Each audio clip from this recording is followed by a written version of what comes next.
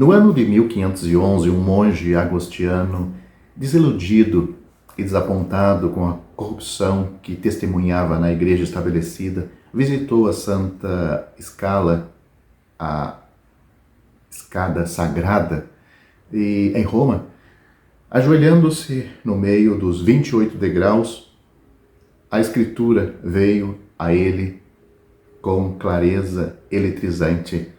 Veio à sua mente: o justo viverá pela fé. Romanos capítulo 1, versículo 17. Ele se levantou, ficou de pé em toda a sua altura e lentamente desceu estas escadas. A doutrina da justificação tornou-se o pivô do que conhecemos hoje como a Reforma, levando Martim Lutero a declarar: pois quando a doutrina da justificação caiu, tudo caiu. Esta é a doutrina principal da qual todas as outras doutrinas fluíram.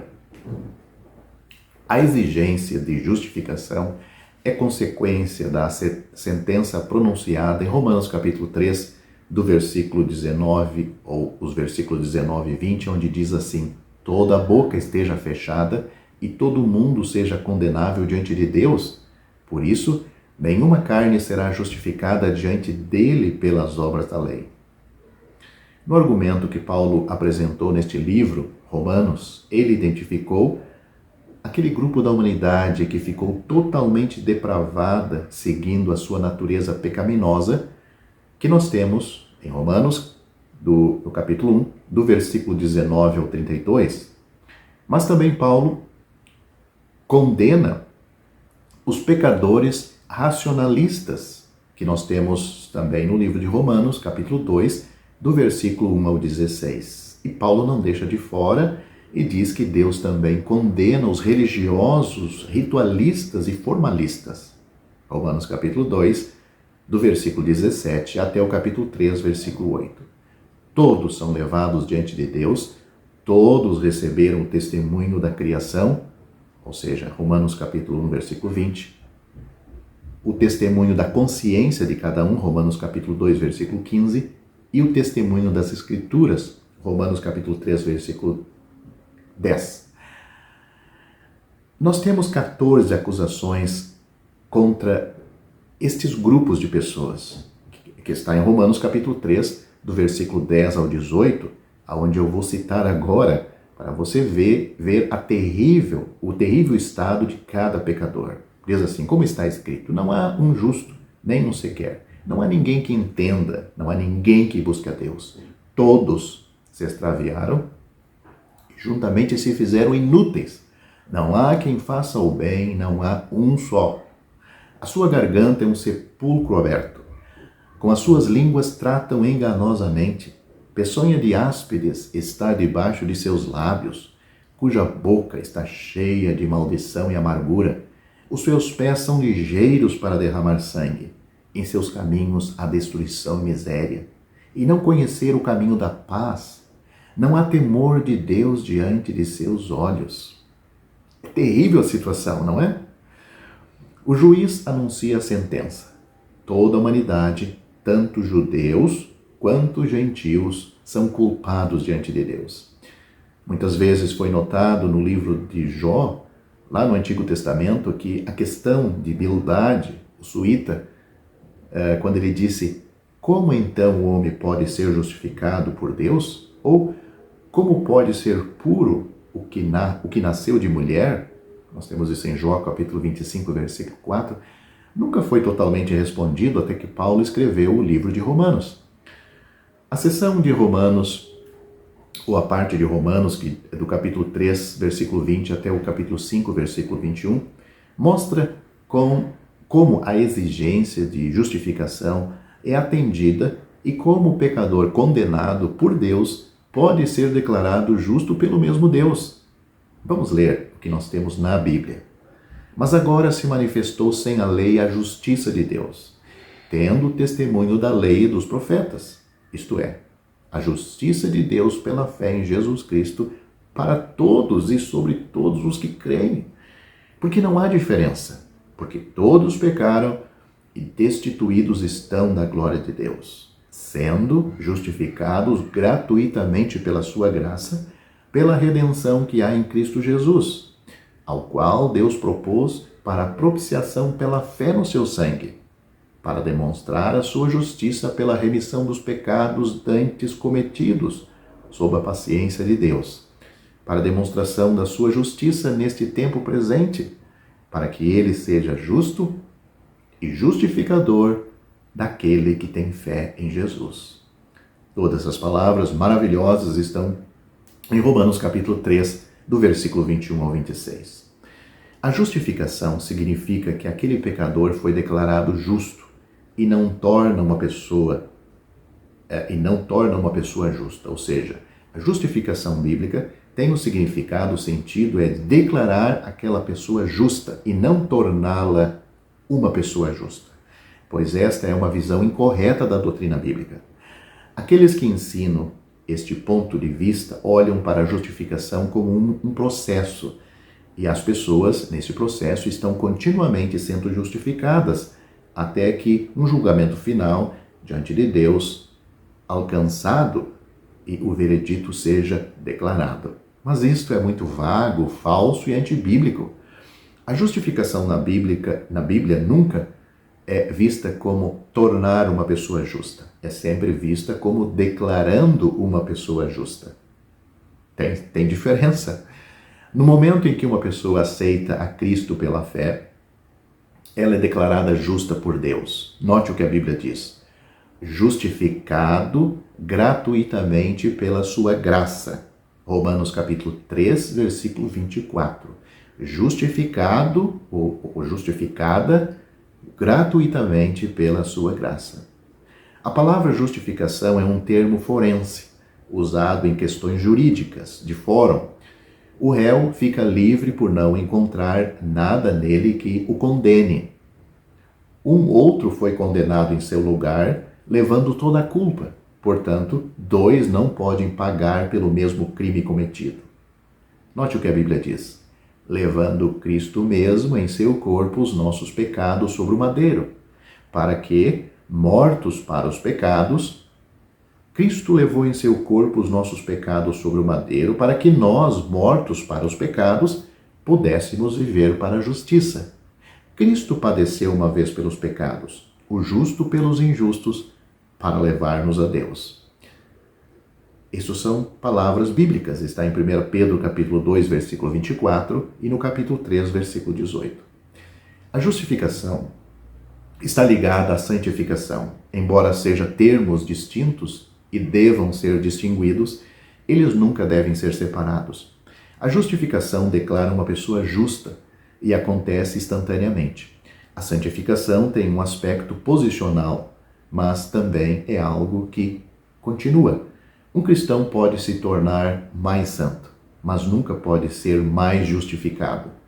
A justificação não me muda pessoalmente, ela me muda posicionalmente.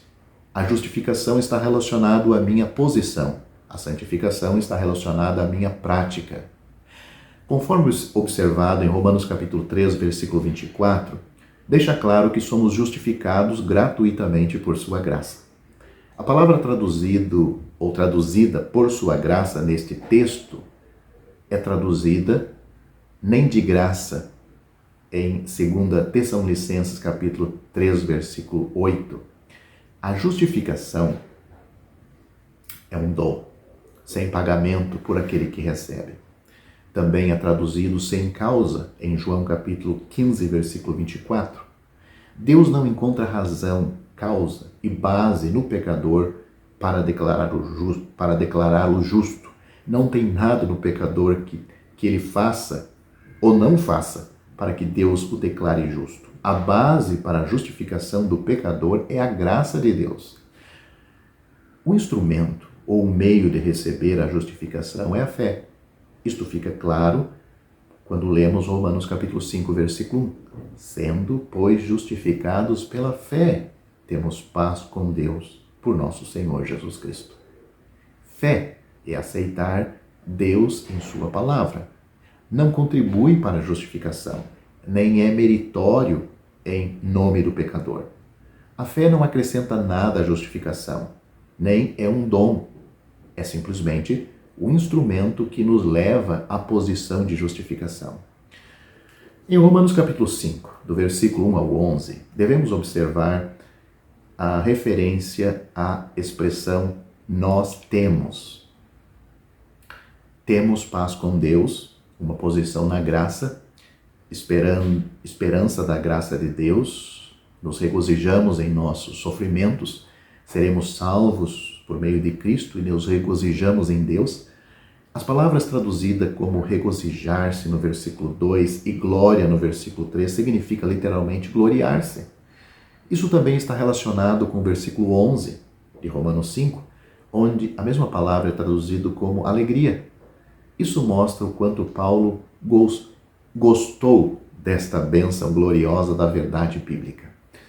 A base da justificação é o sangue de Cristo.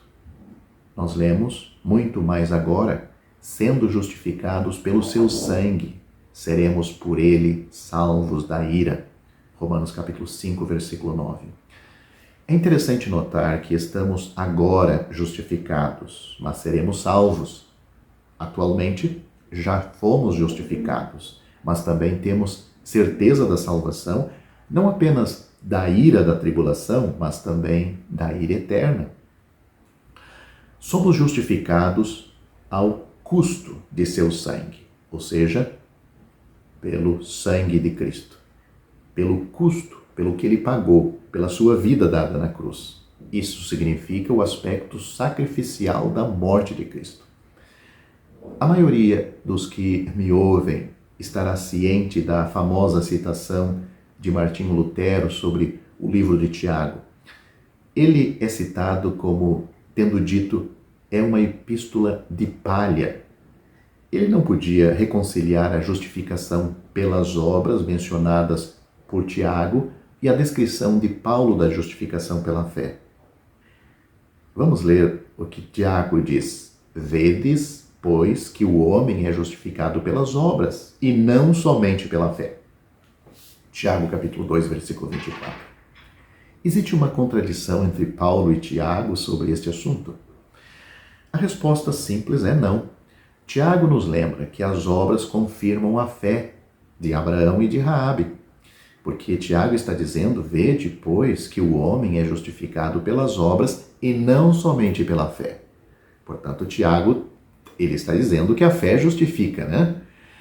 As obras de ambos, ou seja, Abraão e Raabe, foram consequências de sua fé, não a razão pelo qual foram declarados justos.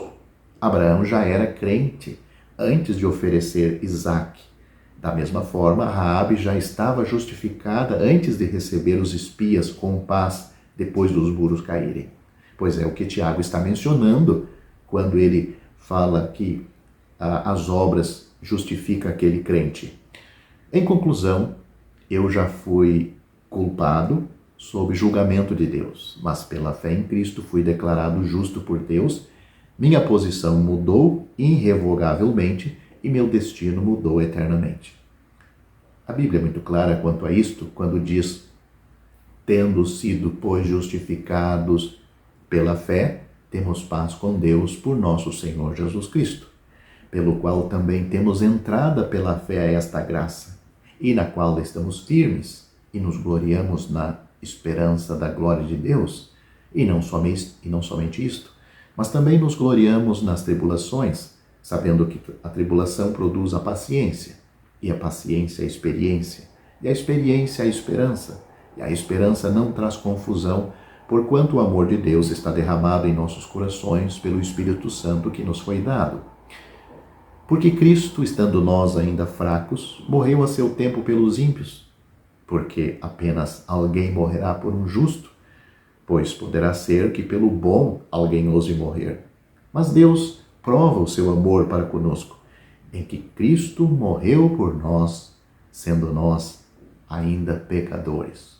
Logo, muito mais agora, tendo sido justificados pelo seu sangue, seremos por ele salvos da ira. Romanos capítulo 5, versículos 1 ao 9.